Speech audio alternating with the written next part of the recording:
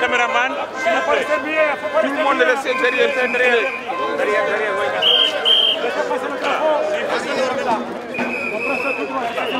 Venez par là.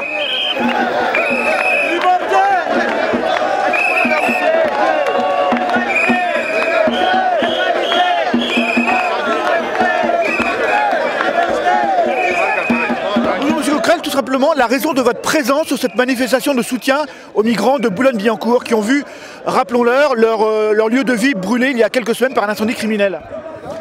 C'est une présence normale. La dernière fois, au lendemain de l'incendie, Daniel Simonet représentait le parti gauche, aujourd'hui c'est moi. On est, je crois, en solidarité avec des migrants qui sont déjà dans une situation souvent difficile, mais qui en plus aujourd'hui ont un problème d'hébergement. Bon. Donc de facto, c'est un acte de solidarité, de fraternité, j'allais dire normal et basique entre guillemets. Mais en plus de ça, dans la période que nous vivons, c'est encore plus nécessaire. Bon, vous n'êtes pas censé ignorer qu'on a aujourd'hui un parti qui explique qu'il faut constitutionnaliser la préférence nationale, qu'il faut faire payer l'éducation, la santé, les cotisations sociales à des étrangers.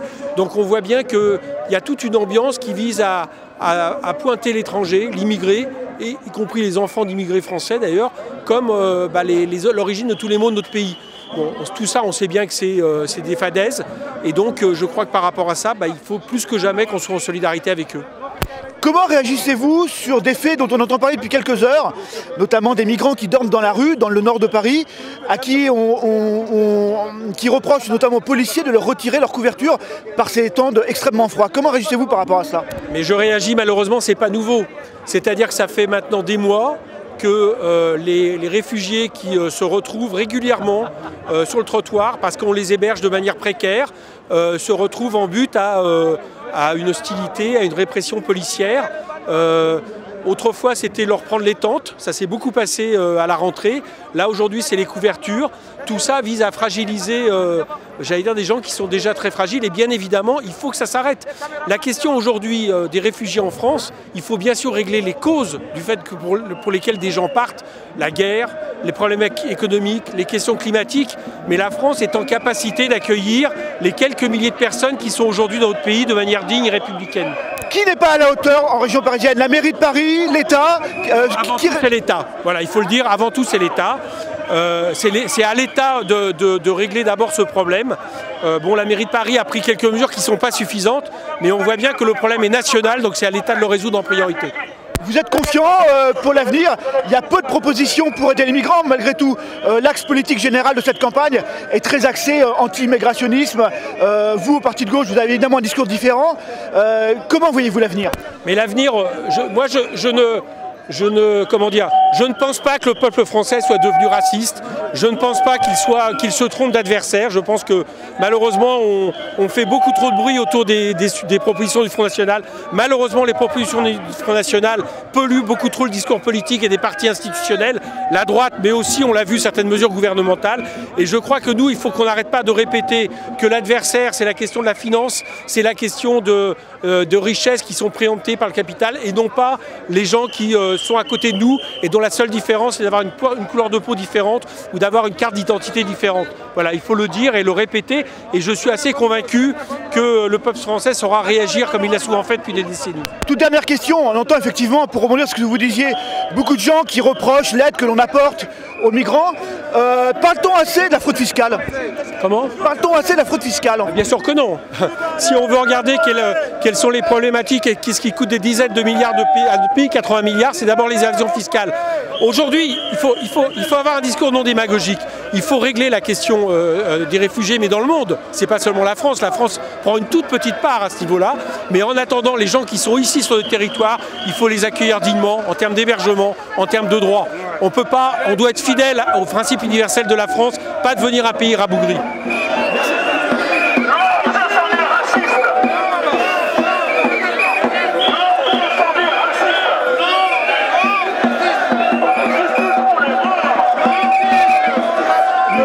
Je suis venu ici pour soutenir les résidents. Les élus socialistes ici au conseil municipal soutiennent aussi les résidents de façon à ce que le gestionnaire Coalia engage des travaux de rénovation et que la mairie joue aussi son rôle pour obliger le gestionnaire à faire ses travaux. Ça fait des années que ça dure.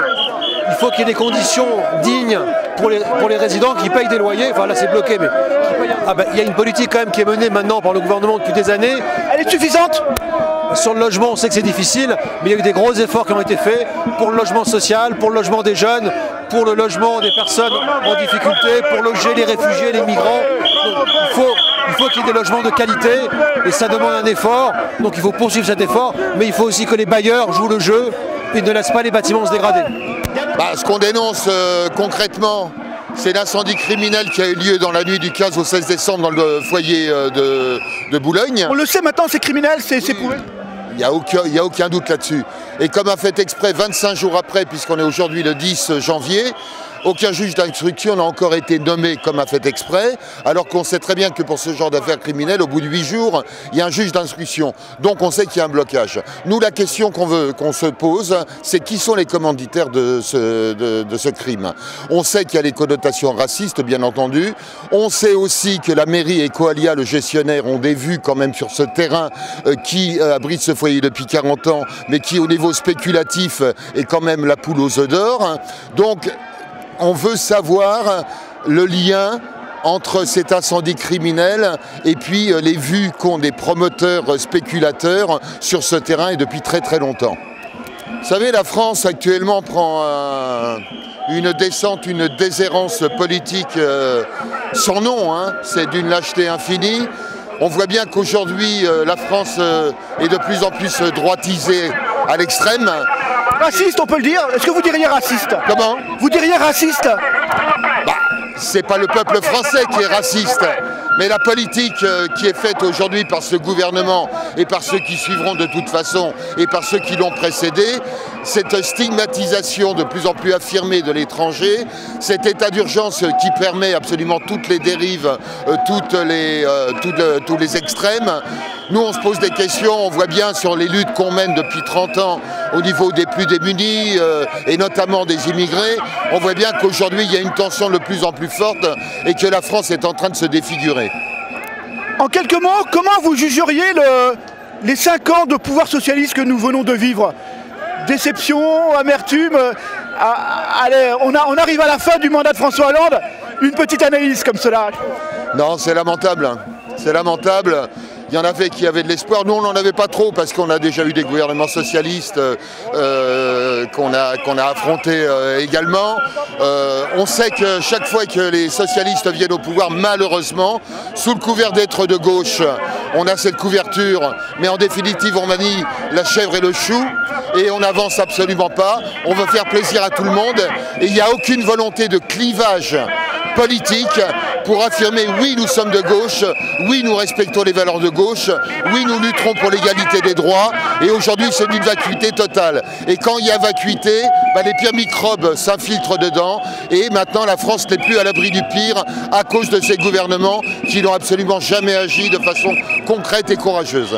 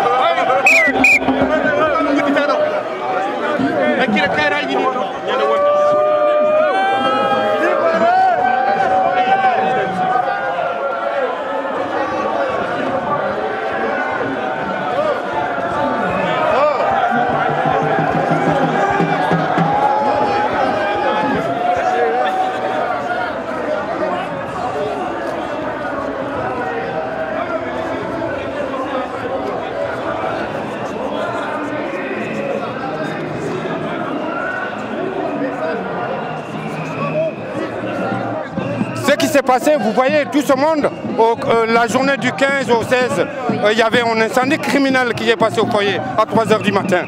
Depuis ce temps, il n'y a pas un seul représentant de l'État qui a passé au foyer, ni le ministre de l'Intérieur, ni le préfet, ni le sous-préfet, ni le maire de Boulogne aussi. Il n'y a rien. C'est les partis socialistes, des communistes, des Verts qui sont passés là-bas pour nous soutenir avec les voisins. Donc vous voyez, il y a 14 victimes dont un mort, un Malien de 40 ans, donc 3 brûlés graves. Donc la crise de cellule a été mise par Qualia à Paris 12e. Donc ça c'est un complot entre la mairie et Qualia et Interrésident. Donc nous on a demandé la sécurisation des portes, ça fait plus de 5 ans, il n'y a rien qui a été fait. Donc, vous n'avez aucune réponse des autorités à ce jour? Jusqu'à maintenant, il n'y a aucune réponse de l'autorité. On est dans quel monde aujourd'hui? On est dans quel monde? Donc les morts, il y a des morts. Même venir présenter ses condoléances, on n'a pas eu ça. Qu'attendez-vous des autorités immédiatement? Qu'attendez-vous immédiatement des autorités? De ce foyer, aujourd'hui, je crois que la politique, ils veulent se débarrasser du foyer. Mais il faut savoir que le foyer existait dans les années 50. Au temps de la régie Renault. Donc nous marchons avec les machines de la régie. Aujourd'hui, c'est un beau quartier. Le mètre carré, c'est 8 000 € ou 10 000 € par mètre carré. Donc aujourd'hui, on n'a plus besoin des immigrés, des Noirs, on n'a plus besoin. Qui occupe majoritairement ce foyer, monsieur? Ce foyer, majoritairement, c'est les Sud-Sahariens, des Maliens, des Sénégalais, et des Mauritaniens et des Maghrébins aussi. Vous pensez que, comme certaines personnes nous l'ont dit, la spéculation veut récupérer le bâtiment pour faire des logements, un programme immobilier? Vous voyez les entourages aujourd'hui, vous voyez que les entourages aujourd'hui, c'est la spéculation qui veulent récupérer le foyer. Donc, dans les années 74 ou dans les années 70, on n'a pas besoin de cet endroit-là parce qu'il y avait des machines qui roulent jour et nuit. Nous, on a tout et on était là-bas avec ce bruit. Mais aujourd'hui, avec la spéculation des nouvelles résidents qui veulent venir de faire des bons bâtiments. Donc, alors là, vous allez vers la mairie de Boulogne-Billancourt. Vous espérez être reçu par les autorités municipales? Nous espérons parce que le 29 septembre dernier, on était à la mairie, mais le maire a refusé de nous recevoir. Donc humainement, nous sommes des Boulonnais comme lui. Moi, ça fait 36 ans que je suis à Boulogne. Donc, dans ce foyer? Dans ce foyer de Boulogne. Et vous travaillez où avant, monsieur? Non, je n'ai pas travaillé à la régie, mais je travaille dans la restauration. Donc, mais j'habite à ce foyer depuis 36 ans. Donc aujourd'hui, on ne veut plus des foyers. Solidarité avec le foyer, justice. Solidarité, justice.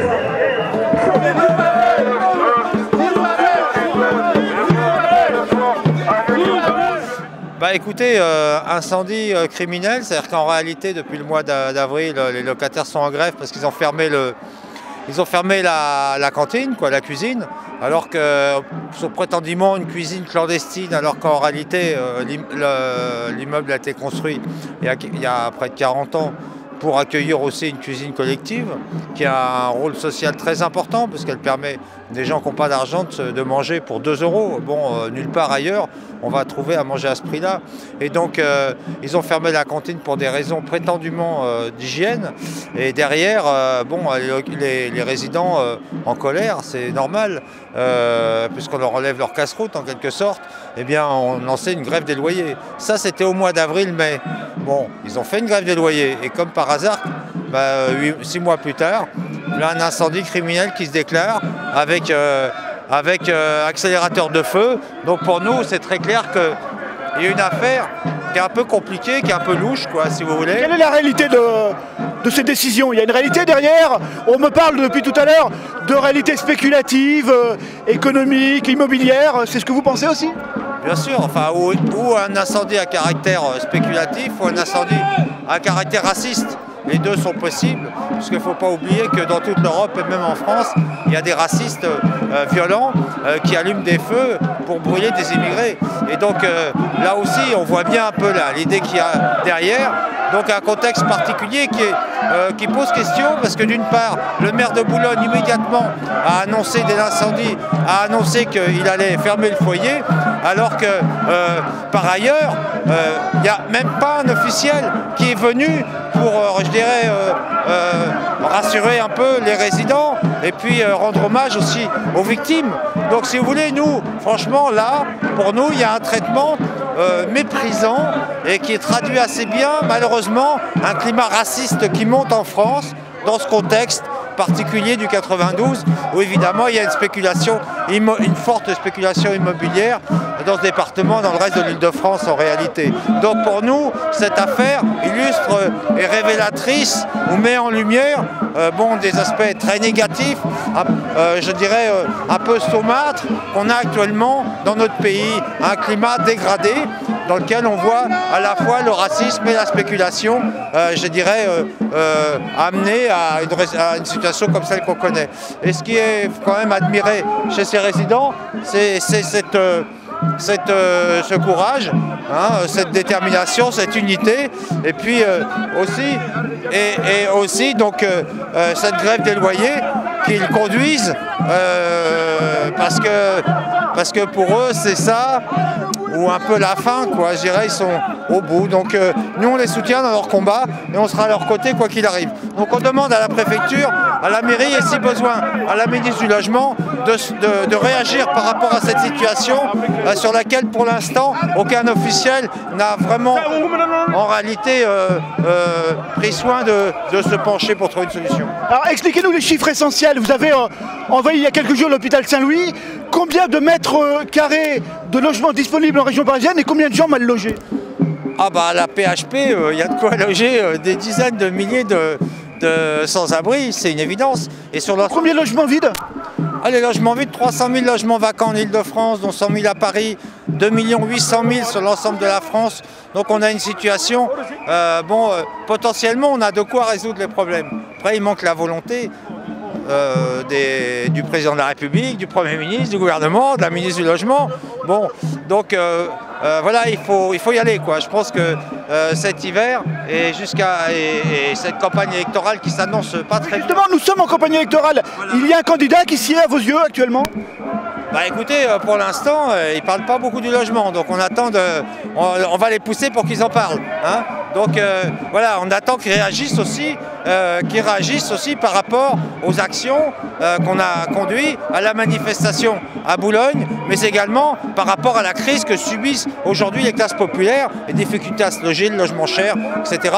Le problème qui est, à la fin du mois, est-ce qu'on va réussir à payer son loyer, ses charges qui augmentent sans cesse, ou payer ses traites pour les accédants des petites classes moyennes? Voilà, ça c'est la crise du logement cher. Et là, on en a les effets directs, c'est une évidence, c'est-à-dire que ça spécule, on fait de l'argent. Bon, il peut y avoir un promoteur qui va dire à un petit malfrat, vas-y, fais brûler ça, ça me gêne, je suis en train de construire pas très loin, tu vois, dégage-moi. Ça peut être ça, comme ça peut être... Les racistes, ça se trouve, c'est un raciste qui a mis le feu, voilà, parce que il a envie de tuer des gens, quoi. Donc de toute façon, c'est un incendie criminel et malheureusement meurtrier. On en a souvent dans notre pays et on trouve rarement les coupables des origines des incendies criminels.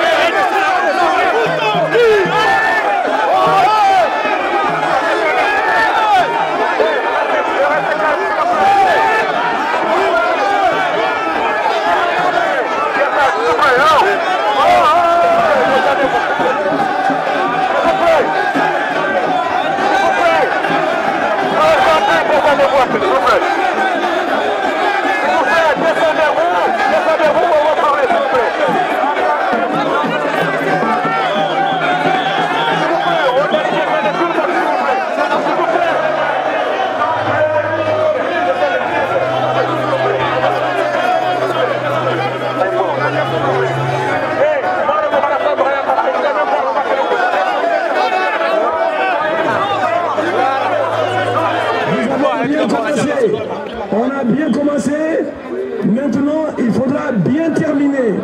Jusqu'à demain. Bien terminer, alors soyons disciplinés, descendons en bas et nos doléances vont être défendues et on va pouvoir nous exprimer. Donc on a écrit un courrier au sous-préfet et au maire. Le sous-préfet nous a répondu comme quoi aujourd'hui il n'est pas disponible, mais il est prêt à nous recevoir. C'est faux. Il va voir son calendrier. Aujourd'hui, c'est faux. Aujourd'hui, on est là. Aujourd'hui, s'il vous plaît, aujourd'hui, on est là. On n'est pas reçu par le maire. Tout ce qui s'est arrivé du 15 au 16 décembre, l'incendie criminel qui est passé au foyer de Boulogne. Donc aujourd'hui, on comprend très bien, le maire est complice avec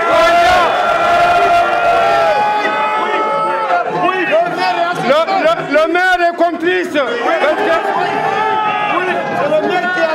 parce que le jour de l'incendie, le maire a fait un communiqué comme quoi il veut fermer le foyer.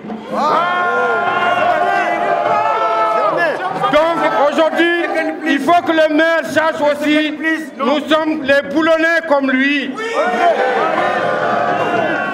La régie Renault, c'est les Africains noirs, les Maghrébins, qui ont fait la richesse de Boulogne. Aujourd'hui, on oublie ces gens. Nous sommes toujours là. Il y a une centaine de personnes, de résidents qui travaillent à la ville de Boulogne. Ça, c'est une honte que le maire ne reçoit pas une délégation. Donc, on va revenir. On va revenir dans les jours qui viennent. Merci. Donc, merci. Je passe à d'autres associations qui sont du DAL, du Devant et du COPAF et des syndicalistes et des régionaux. Donc, je passe la parole à notre avocat Pascal Winter.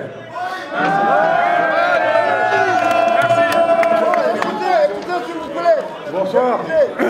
Bonsoir. Bonsoir. D'abord, je pense comme au premier rassemblement, il faut d'abord qu'on pense aux victimes.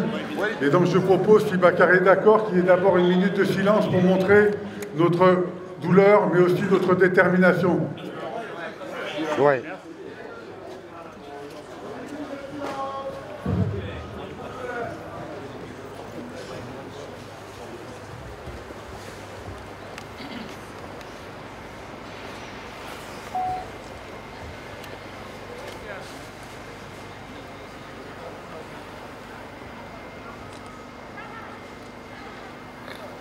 Merci. Je voulais dire aussi qu'effectivement, pour les victimes, il faut qu'il y ait la justice maintenant, parce qu'on ne peut pas laisser un incendie criminel de cette nature laisser impuni. Et pour que la justice, elle avance, il faut que vous soyez tous là. Parce que on sait bien que jusqu'à maintenant, vous savez, le premier jour, il y a le ministère de l'Intérieur, il a osé dire que les responsables de l'incendie, ce n'étaient pas des racistes, c'était peut-être des résidents du foyer. Et ça, c'est scandaleux.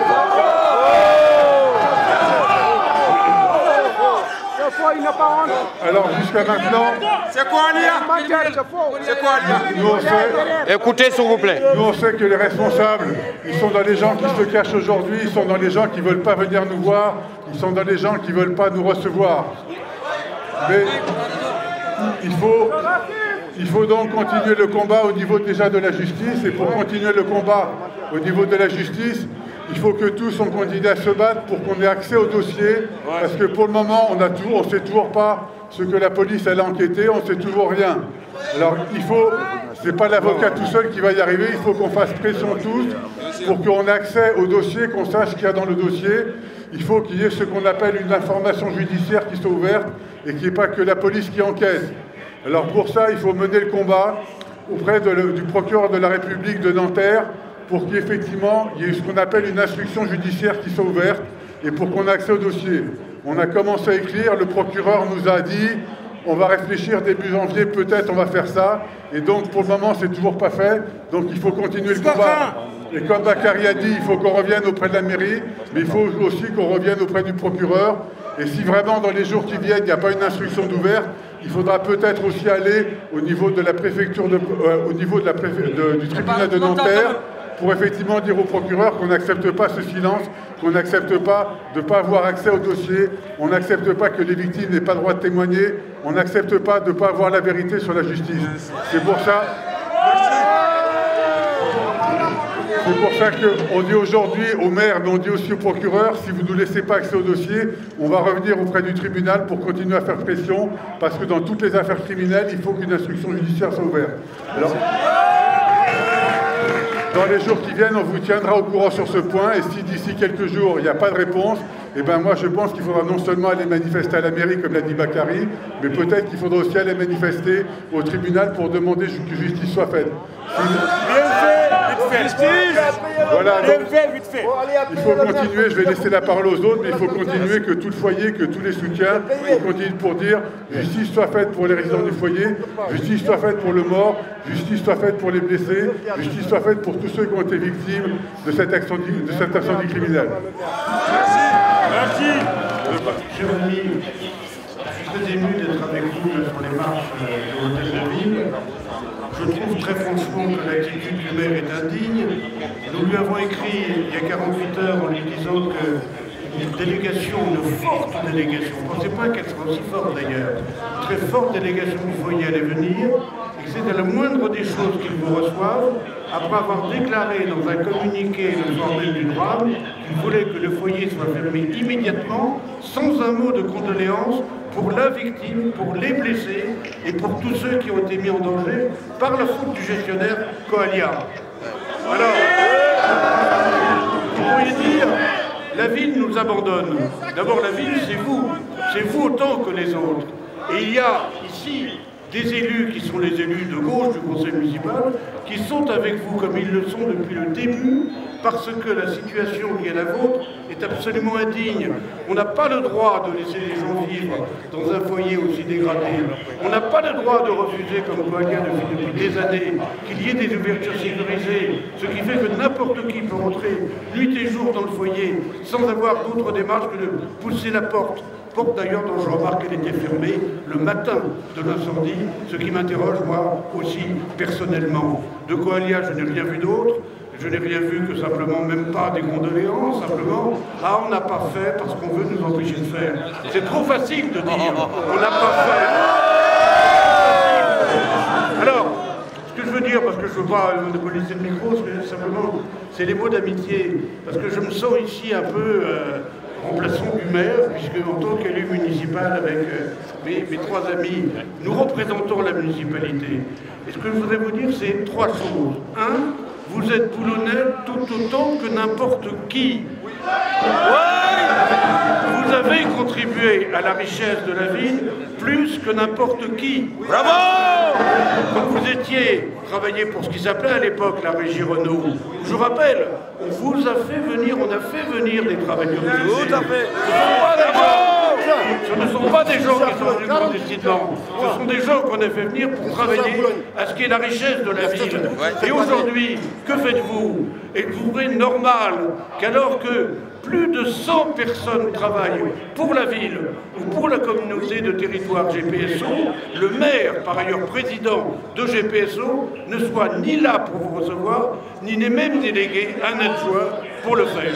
Ça, c'est une honte! C'est une honte. Alors, dernière chose, nous avons entendu votre avocat, je partage son sentiment. Ce qu'il faut aujourd'hui, c'est deux choses. Un, obtenir que ce crime abject soit puni, et oublions les propos malheureux qui ont été tenus sur le fait qu'il y ait des incidents au foyer. Moi, j'en porte témoignage, j'y viens depuis des années, il n'y a jamais eu le moindre incident. Et les seules choses que des voisins disent, c'est souvent, il y a un petit peu de bruit, mais il faut voir aussi comment sont les locaux. Personne ne s'est plaint de vous avant ou après le drame. Et alors, la dernière chose que je voudrais vous dire, c'est que nous allons nous battre, élus de gauche, pour que le foyer soit reconstruit. Bravo! Ce que nous voulons, c'est qu'il soit reconstruit sur place. Pas forcément au même endroit, mais à proximité. Parce que nous ne voulons pas qu'on prenne ce prétexte de cet incendie criminel pour répartir les gens dans divers foyers de la région parisienne comme s'ils n'avaient pas d'attache. Or, vous êtes Boulonnais. Vous y êtes depuis, certains, depuis 30, 40 et même 50 ans, puisque j'ai vu des retraités qui vont 48 ans. 48 ans pour un ami qui est derrière moi. Voilà. Eh bien, aujourd'hui, vous construisez les maisons, vous ne logerez pas, vous servez dans les métiers les plus difficiles, donc parfois, les Français de souche ne veulent pas. Vous êtes parfaitement dans notre ville, à votre place. Vous êtes nos amis, nous ne vous oublierons jamais, nous sommes avec vous pour toujours. Merci. Camarades, nous n'en sommes qu'au début d'un très long combat. Nous le savons. Il y a eu l'incendie du foyer Masséna, le même jour que le foyer Boulogne. Hier, une descente de police, une rafle au foyer Fort-de-Vaux. Il y a eu la descente de police au foyer Marc Seguin. Il y a eu une descente de police au foyer Gros-Saule, à Aulnay-sous-Bois. Nous savons que globalement, il y a aujourd'hui une volonté politique de casser les foyers, de casser ces lieux de solidarité. Et nous savons aujourd'hui qu'il y a une alliance objective entre les gestionnaires, notamment Coalia, mais hier au foyer Fort-de-Vaux, c'était Adoma, mais également ADEF, qui sont de mèche avec le gouvernement sur cette politique de suppression des foyers. Donc, nous sommes au début d'un très long combat. En ce qui concerne Boulogne, nous savons que Boulogne paye aussi sa résistance. Boulogne est depuis 7 mois maintenant en grève des loyers. Et ça, évidemment, Coalia ne peut pas le pardonner. Il y a donc une vengeance. Mais nous savons aussi qu'il n'y a pas simplement derrière cet incendie criminel un acte raciste. Il y a aussi, de façon probable, certainement, l'aspect spéculatif, parce que, voyez-vous, ce terrain de Boulogne peut susciter l'appétit de ces spéculateurs, de ces promoteurs, parce qu'évidemment, le foncier flambe, et mieux vaut construire des immeubles de grand standing, un rapport énorme pour la commune, plutôt que d'y laisser des travailleurs migrants, comme l'ont dit mes prédécesseurs, qui ont participé à la sueur de leur front, à la richesse de Boulogne. Oui, à la vie d'un émigré, Fousseni Traoré, qu'on a affaire Coalia, qu'on a affaire monsieur le maire de Boulogne, la honte au maire de Boulogne, la honte à Coalia, et la honte au gouvernement sur sa politique de casse des foyers. Donc, camarades, nous vous demandons solennellement, aujourd'hui, c'était effectivement une très belle mobilisation, mais nous vous demandons solennellement que ça ne soit pas un feu de paille, car comme l'a dit Pascal Winter, l'avocat, nous savons que nous avons un combat très long à mener en ce qui concerne spécifiquement Boulogne et en ce qui concerne également la lutte pour le maintien des foyers de nos camarades émigrés. Donc, soyons mobilisés, restons mobilisés, peut-être la semaine prochaine, les jours à venir, mais nous ne lâcherons rien. Et nous vous le disons solennellement, monsieur le maire de Boulogne, vous recevrez une délégation, quoi qu'il en soit, et nous vous obligerons à respecter les droits de nos camarades, et nous dirons également à la justice que la justice soit faite, que la vérité soit faite, et nous voulons savoir qui sont les commanditaires qui sont derrière cet incendie criminel. Vive notre lutte et restons mobilisés. Écoutez, l'essentiel a été dit. Maintenant, il faut poursuivre la lutte. Et cette manifestation est une réussite, beaucoup de monde, et tout le monde très déterminé. C'est important. Donc effectivement, comme l'ont dit Jean-Claude et Geneviève, et principalement, il faut que le combat continue, s'organise. Il faut qu'il s'organise à la fois entre les foyers, parce que sur le foyer de Boulogne est attaqué, c'est tous les autres foyers qui sont menacés. C'est-à-dire qu'il faut bien prendre conscience aujourd'hui, et certains le savent déjà depuis très longtemps, c'est que les foyers de travailleurs migrants sont menacés en France. Ils sont menacés par les racistes. Et qui relèvent la tête. Et qui ont déjà aussi attaqué des foyers d'accueil d'urgence pour des réfugiés, mais également des foyers comme celui de Boulogne pour les sans-abri. Eh bien, les racistes sont là et ils vont continuer. Ils vont continuer à s'attaquer aux immigrés et aux FTM, parce que c'est une cible facile. De la même manière, on sait aussi que les foyers sont menacés, surtout ceux qui sont situés dans les zones spéculatives, eh bien ils sont menacés par la spéculation immobilière et donc par les politiques d'urbanisme municipal ou intercommunal. Eh bien, là aussi, il y a de l'argent à faire pour les promoteurs. Qui a envoyé l'incendiaire? En tout cas, on ne sait pas. Mais on sait qui a intérêt à envoyer l'incendiaire. Ça peut être également du côté des gestionnaires de foyers, puisque vous menez la grève depuis 7 mois, la grève des loyers, et sans doute que le combat que vous menez inquiète aujourd'hui le gestionnaire et d'autres gestionnaires aussi. Donc vous voyez, le racisme, la spéculation et aussi l'idée de mettre au pli les résidents qui résistent et qui s'organisent. Voilà, donc en tout cas, droit au logement, on est à vos côtés pour ce combat. On était là, les familles étaient là, et on va continuer à combattre pour que la vérité soit faite, pour que le foyer soit réhabilité et non pas détruit ou fermé, comme le souhaite le maire de Boulogne. Donc il faut aujourd'hui s'adresser au maire, continuer à interpeller la mairie, le préfet, mais également le ministère du Logement, mais également bien Coalia et le propriétaire du terrain, Antin Résidence. Voilà où sont aujourd'hui ceux qui peuvent et qui doivent résoudre la situation et faire en sorte que la paix revienne à Boulogne et sur les foyers en général de Boulogne et en particulier celui de Coalia. Voilà, merci à vous. Merci. La lutte continue.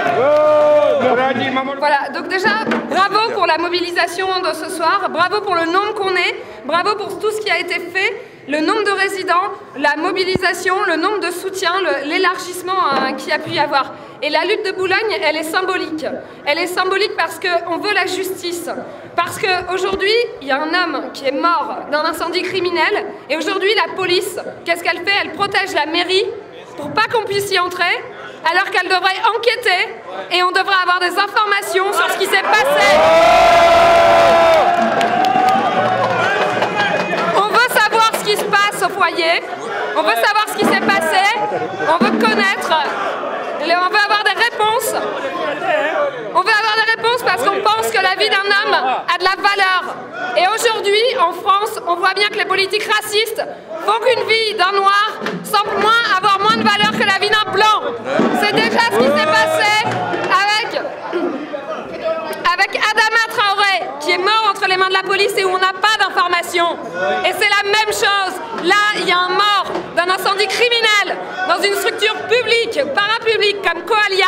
Et la seule réponse de ce gouvernement, la réponse de ce gouvernement raciste, c'est de dire que c'est les résidents. Bruno Le Roux, il répond que ce sont les résidents. Il faut arrêter avec les politiques racistes et c'est ensemble qu'on pourra se battre pour gagner sur ces points-là. C'est ensemble qu'on obtiendra la justice. Donc on doit continuer. Aujourd'hui on était nombreux, mais il faudra qu'on soit nombreux demain. Il faudra qu'on soit nombreux après-demain. Il faudra qu'on soit nombreux quand tous les foyers sont attaqués. Il faudra qu'on soit nombreux quand la police fera des descentes dans les foyers pour arrêter les camarades sans papier qui sont hébergés au foyer parce que les foyers sont des lieux de solidarité. Il faudra qu'on soit nombreux quand la police pourchassera les réfugiés dans les rues du 18e arrondissement. Il faut qu'on soit nombreux contre les politiques racistes et on doit continuer ensemble. Ensemble, on peut gagner. Manifestation, bien d'autres mobilisations pour se faire entendre. Alors oui, on ne va rien lâcher et comptez sur la CGT pour continuer le combat avec vous.